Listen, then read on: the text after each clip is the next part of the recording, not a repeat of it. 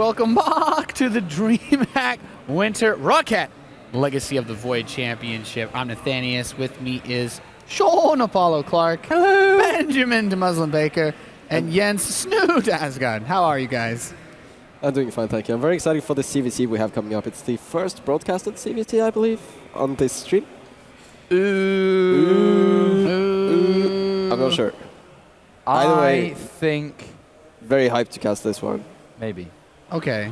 Lambo versus Bly. Do the other three of us need to be here? Would you like to just go on a rant? No. about Should we CVC? just leave now?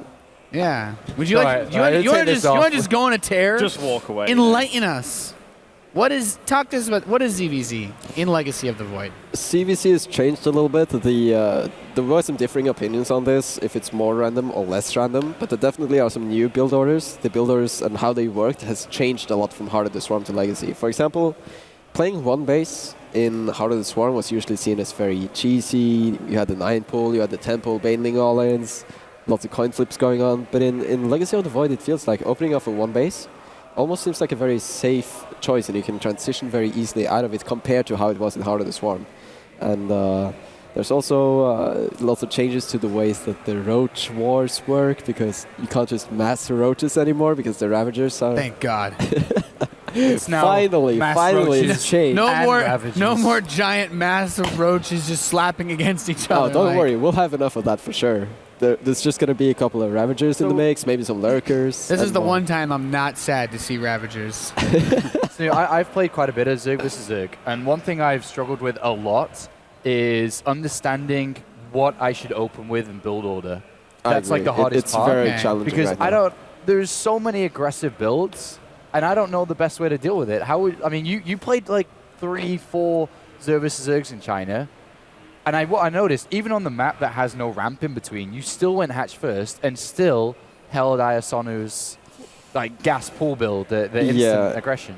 You can hold it, but it takes a little bit of unfortunate control from your opponent. Sometimes it takes immaculate control on your own end to actually survive one-base build sometimes. I like that you said... He did. I was going to say, I like that you said control. unfortunate control from your opponent rather than just saying luck. Yeah, lucky is a bit of an overused word, I suppose. But I really like that he also said you have to have immaculate control, like Conqueror Snoot. As I said, Yeah. the game you won, Well, he's like, you have to that's have one game. Snoot My the control is on Conqueror. point. I don't think anybody's surprised. Usually that. my control is not that great. Okay. Well, let's find out how good the control of these guys is going to be. Lambo versus Bly. The match seems to be ready, so have fun, Jens, and Ben. Do what you can. Thank you, Nathanius. Yes. So this matchup, Lambo against Bly. Now, very differing styles in other matchups, at least. What would you say is the difference between Lambo and Bly? Well, when I play them in TVZ, Lambo definitely opts more for the macro later stages of the game. Definitely relies on mechanics. And just overall, just decent play. Like, he won't really...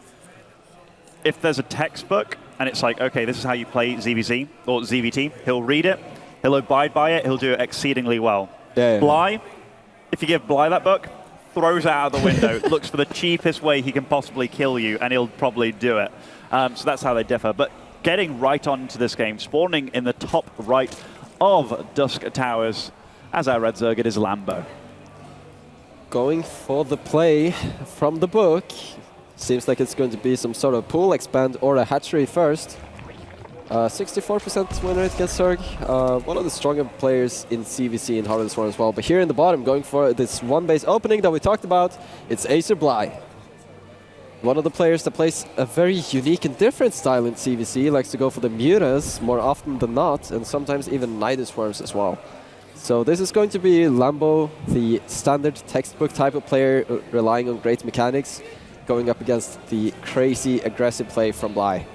Now, you asked me how I see these players differently. And in TVZ, I think it's fairly obvious. But in ZvZ, have you played them a lot? Well, I have played them in Heart of the Swarm, and I would say that they are very different. I think Lambo would be the type of player to go for the more traditional Roach game and more safe openings, and we can see that right here. Like, even if the expansion changed, even if this is Legacy of the Void, they still stick to their style, man. It really does shine through, like the TY Bomber series as well. The way that they like to play the game, TY likes to approach the game as a defender, Bomber the aggressor. You see Bly is actually moving the Zerglings away from the Overlord path here, going a very, very far away route. And I think this is something Bly spent a lot of time thinking about, just knowing how not to get seen by the Overlords here. So he's going to actually circumvent all of these. Lambo going for this additional Overlord. It's a little bit early, so he's going to have a lot of supply overhead and a very, very late Baneling Nest. And he doesn't see these links yet. I think Lambo is going to be in trouble. He's still making drones.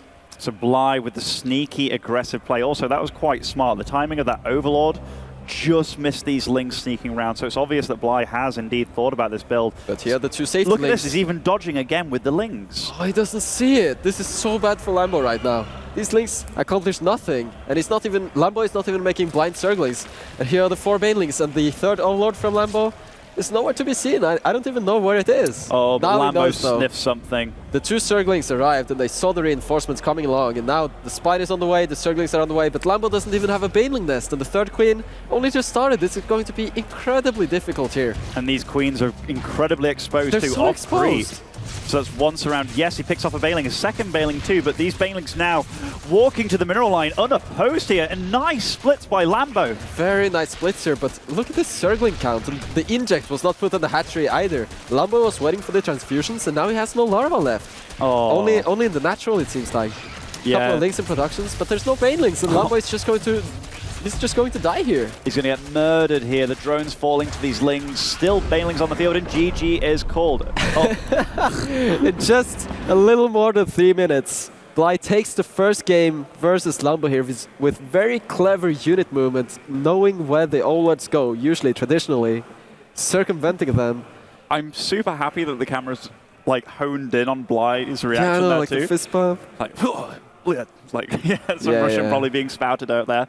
But yeah, that was Short and sweet. I don't often see players celebrate in StarCraft. Never mind after single map wins. So, But this tournament has been different, though. yeah, you got players like celebrating pre-game, trying to The crush gummy cartons. bears, crushing the can, fist bumps. Yeah, even Dr. Dario did a few fist bumps as well in a previous series. I think it was against Lilbo actually. And Huck's victory speech. Ah, yes. That has to count as a celebration, right? Lots of profanity, yes.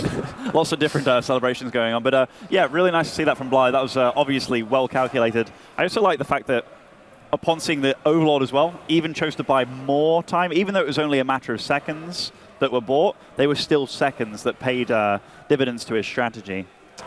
Yeah, and I'm pretty sure every single Zerg that's had to play CVC and face this build is wondering how does one actually deal with this, and it's just very, very difficult. It takes a lot of micro, but I'd like to point out that maybe Lambo made the 3rd Overlord when he probably shouldn't have, and the Baneling Nest could have been a lot sooner. I feel like the gas timing that he went for was also a little bit late. At some point, you definitely want to stabilize using a Baneling Nest of your own, and I think Lambo's build was just a tiny bit too greedy, and I'm not exactly going to call it a build order loss, but making such a late gas in combination with making more workers just delayed the technology way, way too much.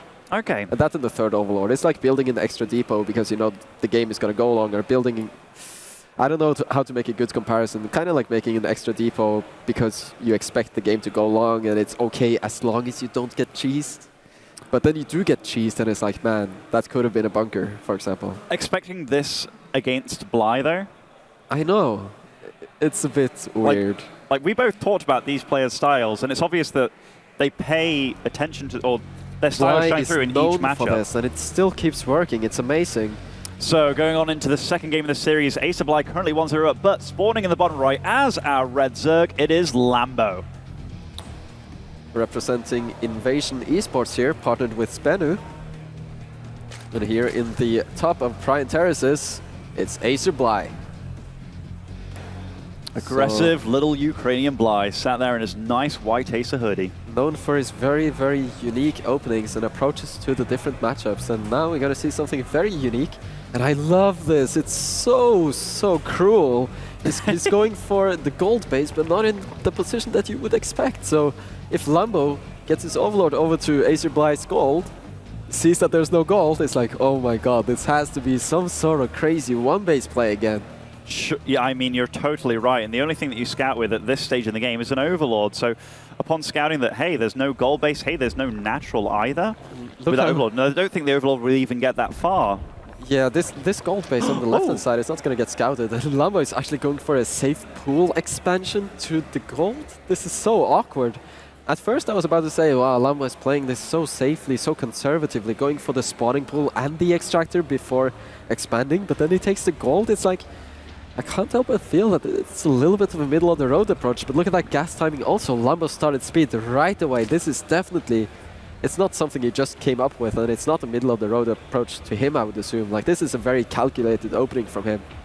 Yeah, usually middle-of-the-road builds kind of fall short against extreme builds, be it extreme aggression or extreme macro. So the fact that he's opting for this against a player that usually vows to play very, very aggressive, it's kind of weird. And look at this, Bly is also making these 4 safety Zerglings. I'm not sure why exactly, but they're not going to have speed, at least not before Lambo Zerglings. So both these players, despite taking these greedy gold bases, are also making a lot of Zerglings just to stay safe, just to scout. And I think Lambo, honestly, I think he made those Zerglings and the additional 4 Zerglings that he's making now as well, because he doesn't know what we know. He doesn't know that Bly has a gold base on the left-hand side. Yeah. So Bly's build is working wonders here. Already a couple of drones ahead, but now Lambo finds the base, and this is the power of Zerglings. Bly will not be able to mine from here. He might even lose the queen. That's going to be a disaster. Loses a drone, loses the queen. Yes, Lambo. He gets an inject off, but this is a real... And he's going to lose another drone by the looks of it too. In fact, no, it does get away. And Lambo is making even more Zerglings, so he's going to shut down this base super hard. And this time around, Bly's the one who didn't put down the baitling nest. Oh, he doesn't have a baitling nest. Zergling speed as well. He is going to get this drone and get out of there. So even though these Zerglings have all taken damage now, they can morph into banelings. Oh, and he even picks off quite a few low health or segregated Zerglings of his own. If you want to win your games in CVC, especially when map layouts like this are involved, you don't really want to be playing without the Baneling Nest. Bly is going for the Roach Warren, aiming for a big Roach attack, but wow, 4 sneaky Banelings as well. Lambo really looking to blow up the entire mineral line here, and he has more than enough Lings and Banelings here on the left-hand side to contest this Ling army in a little bit. I mean, this is really nice positioning by Bly, using the Queen as well to fight here, but those Banelings, they're now running into the mineral line. Here we go. Oh, Bly with the splits. Very nice splits, wow. And a little bit of mismanagement there from Lambo. Is it going to matter, though?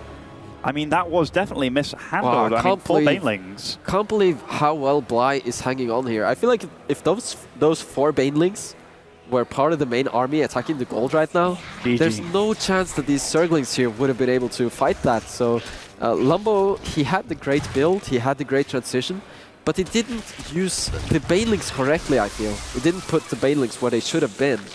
I mean, even if he did use them correctly in the main base, it would have been a better situation. Like, 2 of them seemed to blow up on the hatchery there. Yeah, like, he could have gone for just one of the places, but instead chose to attack both places at once, and I think that was a mistake. But now he's actually outrun all of these roaches, and the Banelings are actually going into the mineral line, but nice mineral walk here by Bly. Still a big stack though, but 1 Baneling falls. That means, wow, so many red drones though. Can Lambo actually pick some of these off? Oh my lord, is Bly managed to keep most of them alive. Really great drone transfers here. So keeping all those drones alive, and that is a good 8 red drones there. If all of those died, Bly would have certainly been out of the game. This is a crazy game so far. Bly not really having any drones on this gold, and I'm not sure if Lambo does. Like, it's so difficult to know right now who's actually mining more in this game. So the single Ravager. Just 3 drones here on the gold, and Lambo seems to have a small mineral lead, but Acer Bly, he went for the Roach Warren, so he has a little bit of a technology advantage, but will Lambo overpower the Roaches with Zerglings and Banelings alone? It's so incredibly close. At this point in time, Bly adding on the Ravager rather than adding on more Roaches. Why do you see that? Just because he had a gas surplus? Oh, and Lambo is actually, he's getting attacked at the front, but also counter-attacking in the main of Acer Bly. Losing so many links here at the front though to the Roaches and Ravagers. This counter-attack is picking off a big chunk of Acer Bly's economy, but will Lambo be able to defend? He has twice the worker count right now. Oh, I think... Oh, this is getting really tight. Surround, nice around. The Banelings, are they going to get good connects to? Pretty... Oh, they're still wobbling around. It doesn't matter. Lambo has too much, and the counterattack succeeded. Bly down to 0 workers, has to tap out. Nice comeback there from Lambo. Yeah, it was nice. Like, the build order of Bly, he tried to get up that gold base, but it got scouted out by Lambo's Lings, and almost forcing Lambo to be curious about his one-base build just made Lambo build even more lings, which ended up scouting the base that he wanted to hide for so long. So almost by tricking Lambo, he also kind of tricked himself. Like he tricked Lambo into making the right call. Yeah, he showed Lambo that there was nothing. Lambo was forced into making a lot of Zerglings, but then Bly didn't have the Zerglings or the Banelings to defend against those Zerglings. And I feel like Lambo definitely could have won this game a lot sooner if he didn't try to attack both bases simultaneously. He could have easily just taken all the Banelings, but then again, I think Lambo maybe did not expect Bly not to have a Baneling nest. It's very unusual not to play with a Baneling nest. And one thing that I have to commend Lambo on, or rather Bly on, the fact that he's mixing up his builds a lot. Yeah. Like going into this series, when you have a series as long as a best of 5, Bly has already shown that, hey, I'm unpredictable. And Lambo, so far, he's not done anything out of the realm of ordinary, you know, whereas Bly, every game so far, it's been a one-base all-in, circumvented the Overlords on the way to his base very, very cleverly. Even this map, there was definitely some serious thought behind what he was doing. So I'm looking forward to see what he does in the rest of this series. And the next map now is going to be Orbital Shipyard. It's chosen by Lambo. It's probably more of the a bit more of a straightforward map, I would say. It's a 2-player map. You don't have that 4-player map randomness, and there's no gold bases. Much like Dusk Towers, it has this in-base expansion. So preferred build of Snoot on this map? I believe Hatch First is actually quite strong on this map, okay, assuming that you don't lose to the one-base all-in that Bly won with in the first game. It's still such a powerful build, I have to say, because you can run straight into the main as well. And there's still, even if the in-base expansion is in-base, there's still a little bit of creep. There's still a little bit of a place where there's no creep, so it's a little tricky. It's a little vulnerable. It's a little bit tricky to defend with queens. It's a very open space right in front of the ramp leading out to the rest of the map, where there's also no creep. So on a lot of traditional maps where you could place 2 queens on the very top of the ramp, you can't really do that here on this map. It's a little bit like Dusk Towers in that regard. You saw that Lambo, he had the 2 queens on the top, but they were separated. He was trying to they were get not blocking. They didn't make it there on time. Like, that's how early this build hits. Will Bly do it again? It seems like it, but here in the top, maybe he's going to have to defend again. It's Lambo. Good old Lambo took a nice, neat win in game 2. And spawning over in the bottom left, resorting back to old tricks. It is Asa Bly. Going for that one-base opening, which is so much more powerful in Legacy of the Void compared to Heart of the Swarm and compared to Wings of Liberty. This was a build style that we saw a lot in 2 versus 2 games, and we also saw it a lot on back when Tal'Darim Altar was in the map pool for those old-school players. Good old 4-gate map, good old one-base Zergling Baneling versus Zergling Baneling map. Snoot playing 2v2 on the ladder, eh? Yeah. Good wow, old those days. poor bronze souls that ran into Liquid Snoot on the ladder. Can't even imagine. So these builds, you've got the safe, or not even safe, you've got the hatchery in the back of the base. You have a spawning pool going up, the gas. Who do you favor in this situation? It's very difficult, because if Lambo manages to defend perfectly, then he should end up ahead, but it takes incredible control, great Baneling sniping, splits and more. I'd just like to add, like, and he's making the Overlord again. He's making the 3rd Overlord, and this means that he's going to have this supply overhead, which he will not be able to use, and he's going to have an additional larva that's not going to be a Zergling, and he makes another drone. Right, but Bly... it's just a speedling expand. There was no gas mining going on all this time. And this is the scary part for Lambo. He won't know what the hell is happening. He doesn't know. Like, Bly showed in the first game, he showed the Speedling Baneling variation, and in Lambo's shoes, you can't know what exactly is coming your way. And once again, Bly is hiding these Zerglings, so it's impossible for Lambo to know how to react. It's smart to play a series like this, it really is. Even though you don't necessarily play your strongest style, you might mixing it up is way scary because you force your opponent into playing honest and not taking shortcuts that he knows he can take. And Lambo is playing so greedy, going for the Roach Warren, and now he sees the Zerglings and he has to be thinking, oh no, The Queen's not in position, just drones to defend against so many speedlings. And it doesn't matter if Bly doesn't have banelings, like this is still such a strong attack. Man, focusing down both of the Queens here.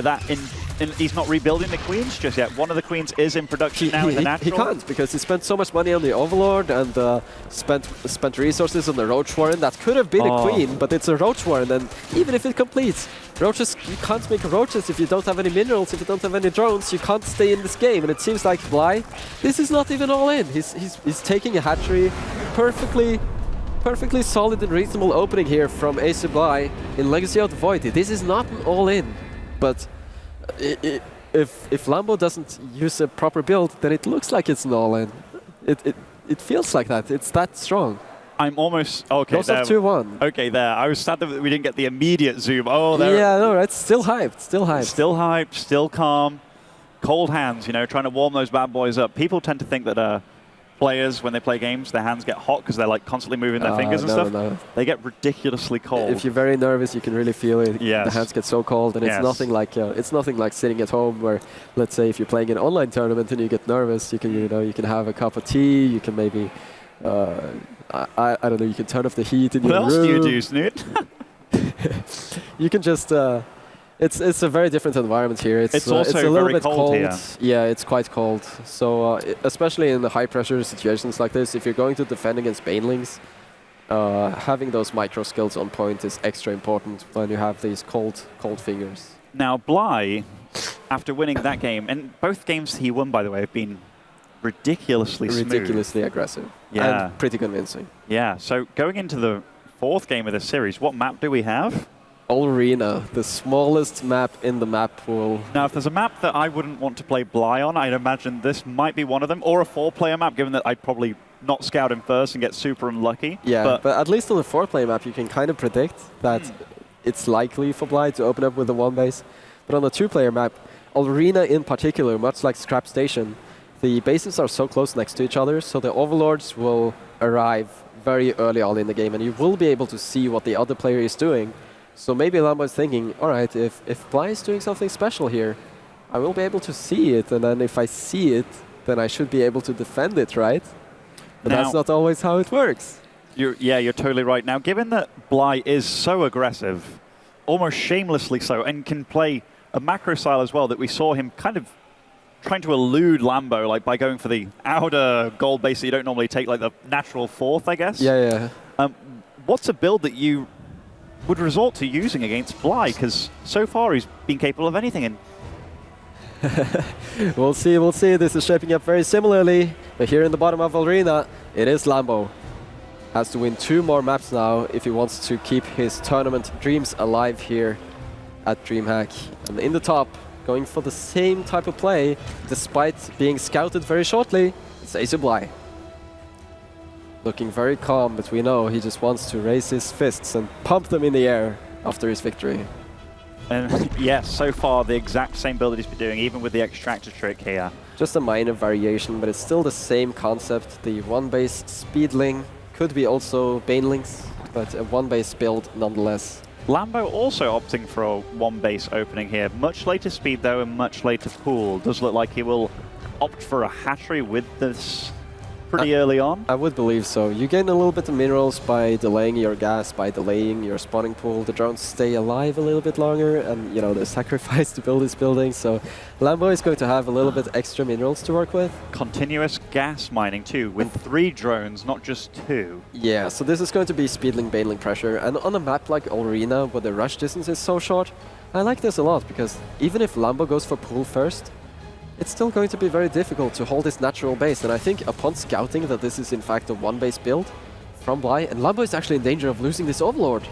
If he's not careful, this Overlord might get sniped by the very quick pull from Bly. He got to scout everything though. He got to see that the drones are still on gas. He got to see the speed. And I think this is a tiny bit greedy from Lambo, not going for the Baneling Nest straight away. He had the resources, he had the gas, he could very easily start a Baneling Nest to actually try to catch up to Bly's Baneling Nest timing. If you're up 1 base, you don't need your Zerglings to be the quickest. You have the Queen, and if you had the Queen and the Baneling, then you can fight off Speedlings easy peasy, even if you don't have your own Speedlings. So I think Lambo wants to forfeit this base, maybe cancel it, and try to somehow survive against the bailing aggression, but this base is forfeit for sure, and I'm very concerned for Lambo at this stage. He doesn't even have a bailing. Oh, now his bailing nest started, but this is ridiculously late. His speed's going to finish later. He actually has the hatchery up, and now he just lost a lot of Zerglings, and Bly. Lambo is using the very standardized timings that you would use against Hatch first, but this is not Hatch first. This is one base build from Bly. A very smart choice for the tournaments. It's a high-pressure situation. It's way easier to play one base. That's a lot of bailing damage being done. And the Queen trying to snipe the bailings, but the bailings running into the drones. Just a few drones falling. In fact, lots of drones. So many low. red drones, and they get picked off by the Zerglings. 5 drones going down. Not too bad. It could be far worse for Lambo. But more Lynx join the fray. This base is not going to survive, and even if Lambo holds here, he's losing mining time, loses even more drones. 7 workers, and Lambo is behind in the drone count. And sure, the worker difference is only 5, but Lambo is losing his only advantages in this game. He's about to lose his natural. Oh, nice sniping by Lambo on the bailings, though. Even nice splitting up his Zerglings, so microing his little hard out. He's just rubbing it in right now. He didn't have to go for that mineral line, but he chose to do it anyway. And once he actually eliminates this Queen, and then he can take down the hatchery, Bly can target anything right now because he's so far ahead and his opening just works. GG and Bly. Massive relief. Super happy there that the one base build worked out. Just not the correct build orders to bring to the tournament from Lambo against a player like Bly. You want to play far more conservatively, and especially when you scout the early speed, you don't go for speed yourself because the other player took his gas far earlier. You have to get a bailing nest ASAP in order to hold on to that base. Well, thank you, Snoot. Like, I learned a lot of ZvZ just from you talking about it. But yeah, I Bly. have to say, though, I'm a little bit disappointed that we didn't get to see that many Roaches or Ravagers. Well, those games were insanely fast. This is a very typical lesson for all the CVC players out there. At some point, you have to experience these types of situations. So, I mean, it's a reasonable display of some strong openings and some strong ways to play, and you can definitely, if you use these builds at home, you can definitely eliminate a lot of players that try to take one more base. Well, hello boys, welcome back to the panel. Quite a fast ZvZ series. Very fast, actually. Like 20 minutes and it was 4 games, I just went for a short walk. I was like, oh man, the DreamHack venue is so awesome. Come back, it's like, wait, it's over. It's over. I think that was a really impressive victory for Bly, and I think we saw a lot of emotion from him. I was looking at while the game was going on. The last time Bly got a top 8 or above was DreamHack Bucharest 2012. Right. That's like a massive result. He's had a lot of round of 32s, a spike at 16 here and there, but no high results in a long time. And obviously, it's a great moment for him to break that barrier once again. Yeah, Bly, one of the hardest working players out there, plays a lot of online tournaments, but like you said, haven't really had that great offline performance. So you can tell that it means a lot to him. Also, the next round is a player that he's already beaten in Showtime. So him looking at this matchup, this was probably one that he feared a little bit. Lambo's a pretty damn hard Zerg to beat, like one of the better Zergs in Europe right now. And the fact that he did it, and now he's against a player that he already beat in the tournament, already at one of his highest finishes in a tournament, that's looking pretty darn healthy for him. I mean, even though Bly has not had a lot of success, I think to join that is that he's put in hundreds and hundreds of hours in Legacy already. Like from the very early days in the beta, he's thrown so much work into it, and then in the game release, he's worked harder than a lot of other people. So when you get paid off, it's a great feeling. Yeah, he's definitely one of the hardest working guys out there, to say the least. And this bracket shaping up, pretty interesting setup that we have here. Puck will be facing off against TY, Showtime against Bly, and then those guys in there, the following round will play against the first losers of the winners bracket. So only 8 players remain. We'll be down to 6 by the end of the evening. With 4 matches left to go, we'll complete loser lower bracket round 2, and then we'll be jumping up to the winner bracket to do the top games. Any favorite match of the next half of games that we have going on here tonight? I gotta admit, I'm looking forward to Puck and TY. All right. I agree. I would say is my same for myself. I mean, the only Terran for us to watch, right? That's... I want Puck to win. Of course. You're American. Yeah. But I think all the games are good, actually. I don't think there's a bad matchup, really. And Solar parting later as well. It's such a chore to watch parting and Solar play, guys. Come on. Who wants to watch I'm that? actually super interested to see Showtime Bly, especially after we catch Yeah. Showtime together and looked how good he was, and knowing how Bly's very aggressive and how he's going to approach it. Yeah, yeah. I think it'd be cool to see how he does it. Should be awesome. It's time to hear from the winner of our last series. We've got Smix over with Bly. What's up? That's absolutely correct, Nathanius. Congratulations, Bly. Immediately after that win, the camera went over to you and you just sunk down in your chair. You had relief written all over your face. Was that because you were nervous headed into this match, or did you feel a lot of pressure? Because I felt like ZvZ right now is kind of random, because it's rock, paper, scissors always. So I was dictating the rock always, and he was trying to beat it with scissors. So it didn't work quite well, but I think it's all because like so much pressure on it. It's first DreamHack, first big premier tournament.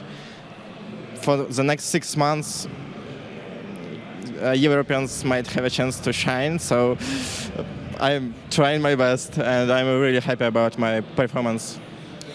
And speaking of which, you were just playing against Lambo, and you have a very, very strong record against him. I think you had just said that it was 15-1 or something crazy like that. That being said, because of that, I feel like, you know, it should help with the nerves a little bit. It should help with the pressure. Maybe it should make you more confident with that. Yeah, of course it made me more comfortable to play against like his style and other stuff, but overall still it's ZvZ. It's again random, and Lambo is a very good and talented player, and he's in really good shape right now. So I was afraid of him, like really hard. Now, the entire series was super, super fast. I think with all the games in total, it was around 15 minutes or so. It seemed like you were, as you just mentioned earlier, dictating the pace for all those games, and you were super, super aggressive. Was this because you were against Lambo and you knew that you had that sort of mental edge perhaps over him, or is that just how you prefer to play ZvZ? Actually, I just did a coin flip before match, so like all in or not, and it was all in, so I just all in. Wait, so coin flip, do you just choose to do this, or the most? Yeah. Really, you do this? Yeah. With all matchups? Or just ZvZ? If like I have 50% in both, like all in or not, I just do it. Okay, fair enough. At least that makes it pretty simple with that decision. You just literally flip a coin. That's more about destiny, so it shows, yeah, then you have to. Okay, so if you win, the stars align, you know, the fate told you to do the all-in. Okay. So next up, you're going to be playing Showtime, and you actually beat him yesterday 2-1. So in terms of that, does that give you some more confidence headed into that, or do you still respect him a lot as a player? He's a really good player, but since I beat him to 1 yesterday, I know my mistakes. I know what I did bad, so I will play even better this time. And I think I should win like 3-1. I feel like my ZVP is really good right now, so I'm kind of confident. Okay, is ZVP really good, or is your ZVP really good, or do you think it's Zerg that's really good right now? Actually, it's not Zerg. It's just my ZVP. I feel like if Protoss know how to push in the right moments with the right timings, it's really hard for Zerg. So overall, like this meta is not discovered fully yet. So Protoss who whine about Zergism, blah blah blah blah, it's gonna change in like one month or maybe 2 maximum. So it's just my ZVP. All right, fair enough. Thank you very much, Bly, for this interview, and best of luck. Of course, guys, we are going to be headed into a bit of a longer break this time because we are ahead of schedule because of that 15-minute series. God damn it, Bly. So stay tuned. After the break, we will be back with Puck versus TY, which is bound to be an exciting series.